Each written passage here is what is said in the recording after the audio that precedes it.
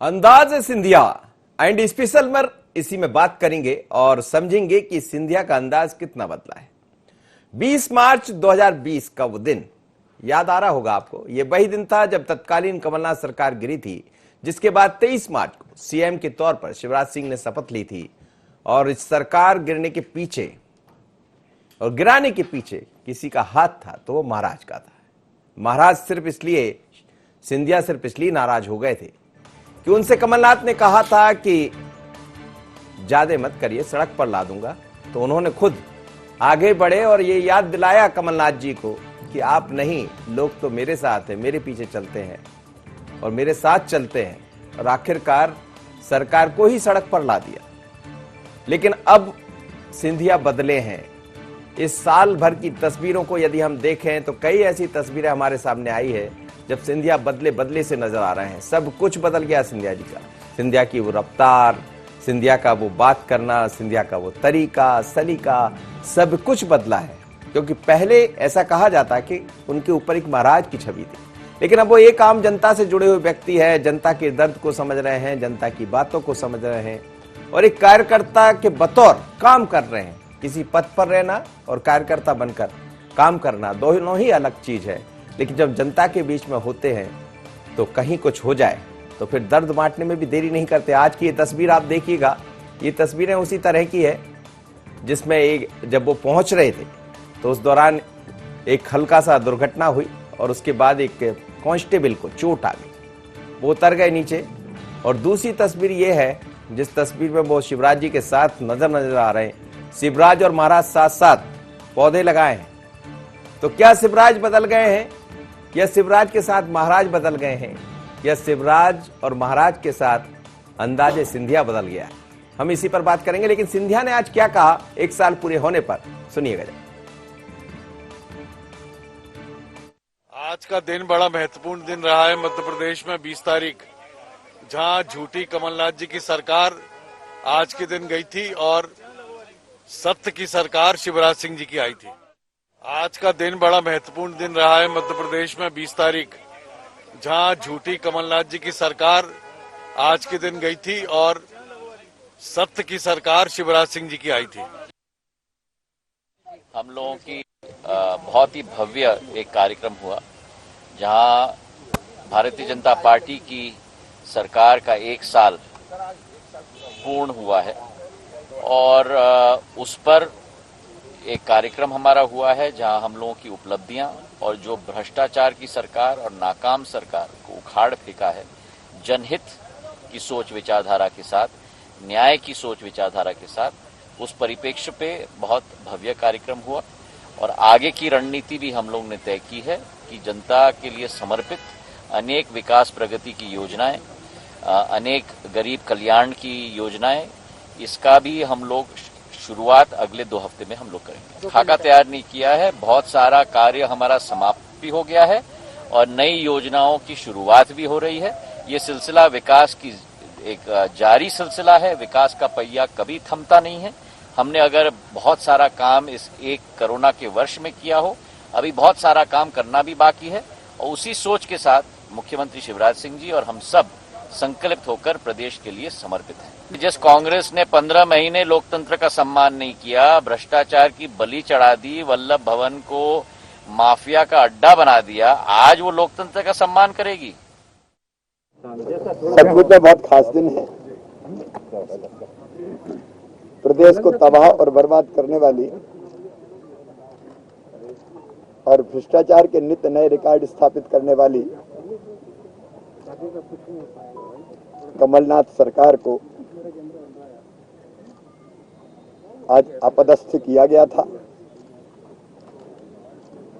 और बाद में फिर नई सरकार भारतीय जनता पार्टी की सरकार बनी। आज आदरणीय सिंधिया जी के साथ हमने 2 पौधे लगाए हैं। रोज 1 लगाते हैं, आज 2।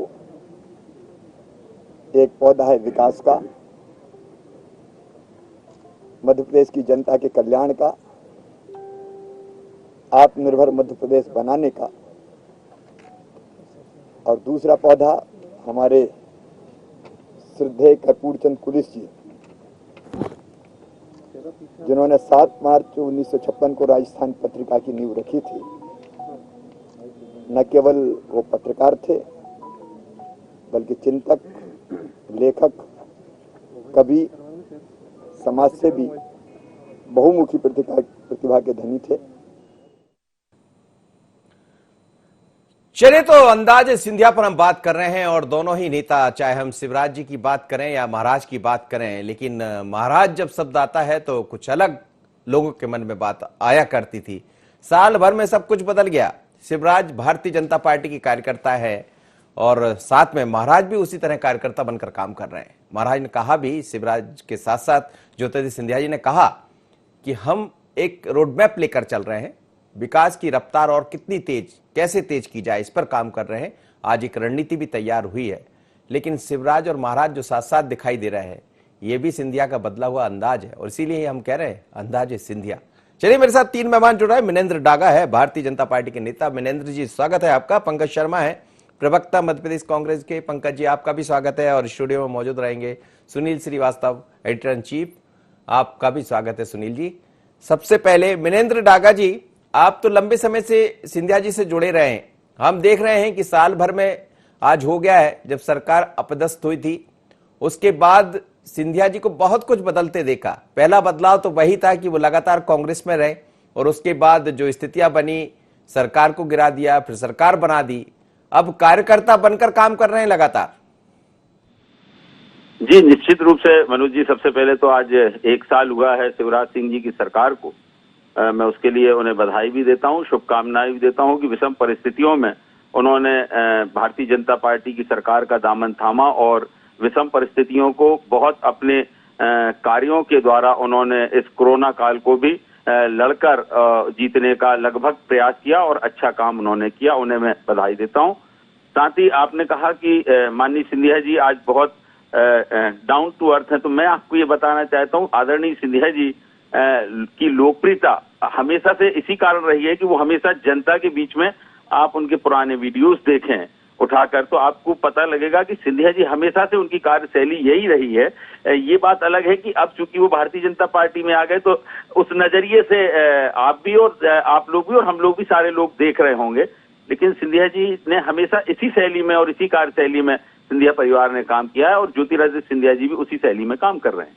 जी, लेकिन तस्वीरें कुछ अलग। देखिए, कभी कभी जब मानवीयता सामने आ जाती है या मानवता तो हर किसी के अंदर होती है, आपके अंदर भी, मेरे अंदर भी। सिंधिया जी भी वही व्यक्ति है। एक राजघराने में जन्म लेना वो अलग मुद्दा हो जाता है, लेकिन व्यक्ति का व्यक्तित्व तो उसके अंदर होता है। आज भी हमने देखा एक सब इंस्पेक्टर जब दुर्घटनाग्रस्त हुए तो ज्योतिरादित्य सिंधिया अपने हाथ से रुमाल निकाल रहे थे, उनका जो खून निकल रहा था उसको पहुंच रहे थे वो, और ढांढस भी बंधा रहे थे, दवा भी लगा रहे थे। ये रूप थोड़ा कम दिखाई दिया है। हम ये भी देख रहे हैं कि 1 साल हो गया है लेकिन कभी ये बात सामने नहीं आई कि हाँ मुझे कैबिनेट मंत्री बना दीजिए, या वो जिस तरह का चेहरा कांग्रेस में उनको बार बार याद दिलाया जाता था कि वो जिद्दी हैं, वो अड़ियल हैं, वो सुनते नहीं हैं, वो चेहरा नहीं दिखा। तो ये महाराज का बदलाव नहीं है क्या? निश्चित रूप से आपको मैं स्मरण कराना चाहूंगा कि पूर्व में जब महाराज कांग्रेस में हुआ करते थे, जब महाराज रेल में एक बार ट्रेन में सफर कर रहे थे, उस दरमियान भी एक ऐसी प्रकार का हादसा हुआ कि वहां एक ट्रेन में पीड़ित व्यक्ति बहुत परेशान थे। महाराज ने ट्रेन को रुकवा के और सारी तमाम उनकी मेडिकल की व्यवस्थाएं उन्होंने की और उनको एडमिट कराने के बाद गाड़ी आगे बढ़ी और ये उन्होंने उनकी जान भी बचाई थी। पूर्व का ये किस्सा है जब वो कांग्रेस में हुआ करते थे पहली बार। दूसरी बात, आपने जो कहा कि ये उनका सहज सरल रूप अब दिख रहा है, ये सहज सरल रूप तो उनका सदैव से रहा है। और वो एक कार्यकर्ता कांग्रेस में रहते हुए भी मैं आपसे पूछना चाहता हूं, अगर और कोई होता तो मुख्यमंत्री की लड़ाई को लेकर पहले दिन ही सरकार नहीं बनती।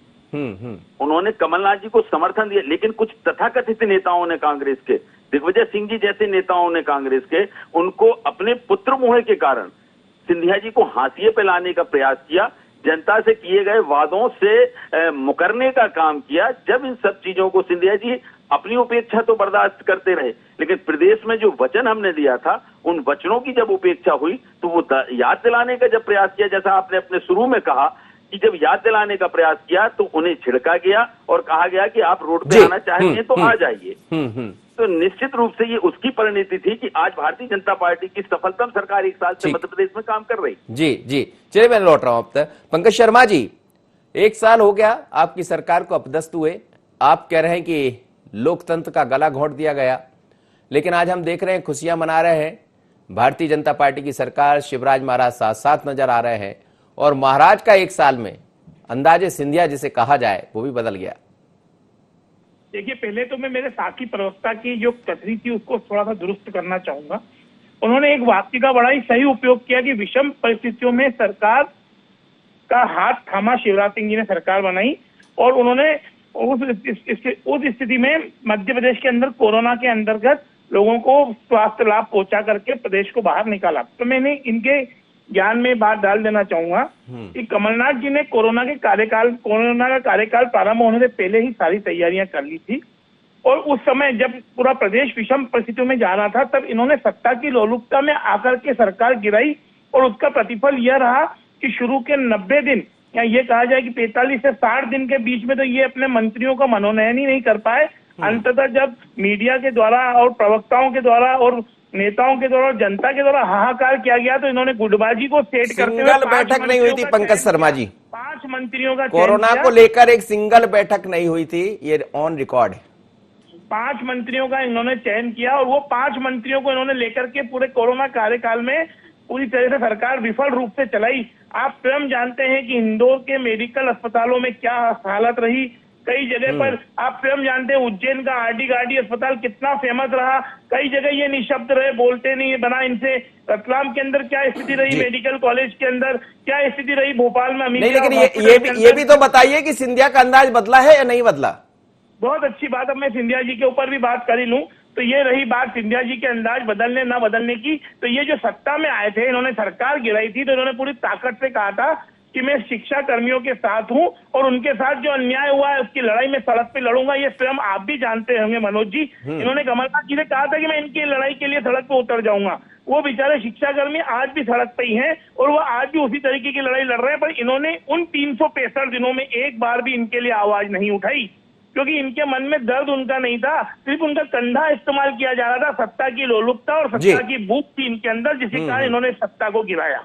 ठीक है, आप बने रहिए मेरे साथ जी। सुनील जी, हम देख रहे हैं, खैर ये तो बीजेपी कांग्रेस है, सब अपने अपने तरह से बात करेंगे, लेकिन सिंधिया को लगातार हम लोग कवर करते रहे, देखते रहे हैं।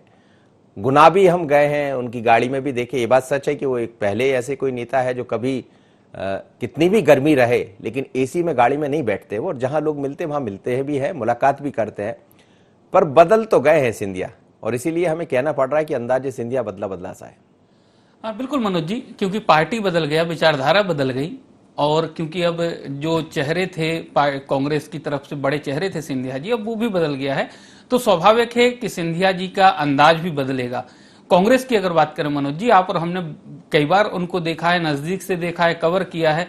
जब सिंधिया जी कांग्रेस में थे, एयरपोर्ट हो या फिर पार्टी दफ्तर हो, जब भी सिंधिया जी कार से या हवाई जहाज से उतरते थे तो किस प्रकार की धक्का मुक्की होती थी, आपने और हमने भी देखा है। लेकिन अब जब से बीजेपी में आए हैं, एक सिस्टमेटिक तरीके से, जिस प्रकार से बीजेपी के तमाम बड़े नेता जब आते हैं तो तमाम कार्यकर्ता लाइन लगाकर मुलाकात करते हैं, धक्का मुक्की नहीं होती, धीरे धीरे उस कल्चर में सिंधिया और उनके समर्थक ढलते जा रहे हैं।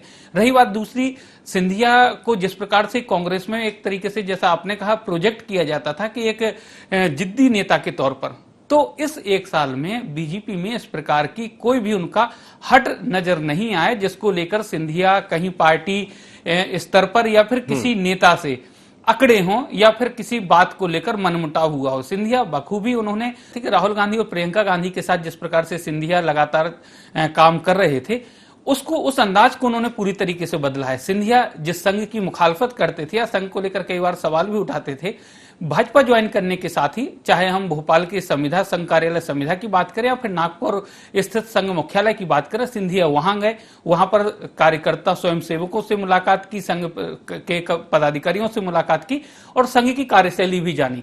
लेकिन सबसे बड़ी बात, अगर मनोज जी सिंधिया जी के कार्य और व्यवहार की हम बात करें तो भाजपा में वो इस एक साल में ऐसे रच बस गए हैं जैसे काफी लंबे अरसे से वो बीजेपी या संघ में काम करते आए हों।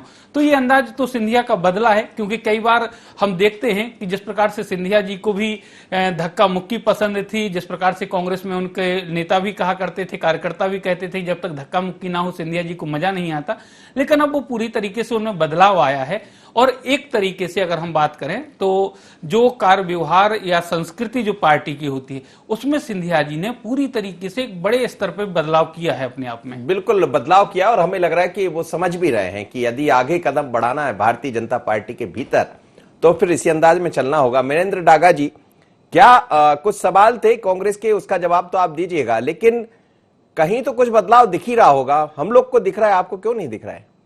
नहीं, हमको इसलिए कि हमने तो हमेशा उनकी इसी प्रकार की कार्यशैली को देखा है। अब चूंकि आप एक पत्रकार हैं, आपका नजर और नजरिया दोनों को आप देख के अपना निर्णय दे रहे हैं, पर हम तो लंबे समय से सिंधिया परिवार के साथ 27 साल मुझे काम करते हुए हो गया। जी। बड़े महाराज की कार्यशैली को भी मैंने देखा और ज्योतिरादित्य सिंधिया जी की कार्यशैली को भी मैं देख रहा हूँ। हमको बदलाव इसलिए नहीं लगता क्योंकि कांग्रेस के समय में भी आपने खुद इस बात को स्वीकार किया कि वो एसी नहीं चलाते थे। 48 और 43 टेम्परेचर में भी उनकी गाड़ी का एसी नहीं चलता था। मुझे भी उस गाड़ी में बैठने का सौभाग्य कई बार मिला है। तो मैं तो उनकी कार्यशैली को बहुत अच्छे से जानता हूँ। चूंकि अब वो भाजपा में आ गए हैं तो ये एक अंतर करना स्वाभाविक हो जाता है ये, लेकिन मेरे हिसाब से सिंधिया जी पहले भी इसी प्रकार के काम करते थे और अभी भी। और अगर कोई व्यक्ति में और अच्छा हो रहा है तो मैं कहता हूँ ये तो तारीफ काबिल होना चाहिए। बिल्कुल। और अच्छा हो रहा है, हर आदमी, मेरे अंदर भी कई परिवर्तन होते हैं, आपके अंदर भी कई बार परिवर्तन होते हैं, तो अगर और अच्छा हो रहा है तो ये तो स्वागत योग्य बात नहीं, बिल्कुल ठीक है जी। पंकज शर्मा जी, बदल गए सिंधिया, वो कह रहे हैं कि यदि परिवर्तन हो रहा है तो उसका तो स्वागत करना चाहिए, आप खामियां गिना रहे थे। देखिए, ऐसा है कि वो अपनी एक नवीन घर में प्रवेश कर रहे हैं। नवीन घर में नवीन अस्तित्व के निर्माण की चर्चा चल रही है।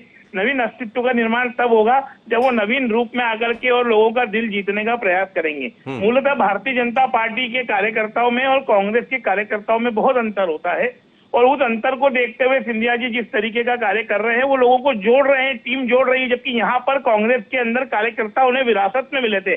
स्वर्गीय श्री माधवराव जी सिंधिया जी की विरासत में जितने कार्यकर्ता थे वे सभी ज्योतिरादित्य सिंधिया जी के साथ चले जा चुके थे। अब चूंकि यहाँ उनकी एक नई खेती है और नई फसल उगानी है तो उसको इस तरह का सम्मोहन करना ही पड़ेगा, इस तरह के कई आडंबर करने ही पड़ेंगे। जी सुनील जी, ये आडंबर है या फिर सिंधिया भी ये समझ रहे हैं कि भारतीय जनता पार्टी की विचारधारा अलग है, इस विचारधारा के साथ चलना अलग है? आप देखिए, बड़ी सहजता सरलता है और सहज सरल रहे हैं वो पहले भी, ऐसा नहीं है, लेकिन चीजें जो दिख रही है क्या वो करना जरूरी भी है?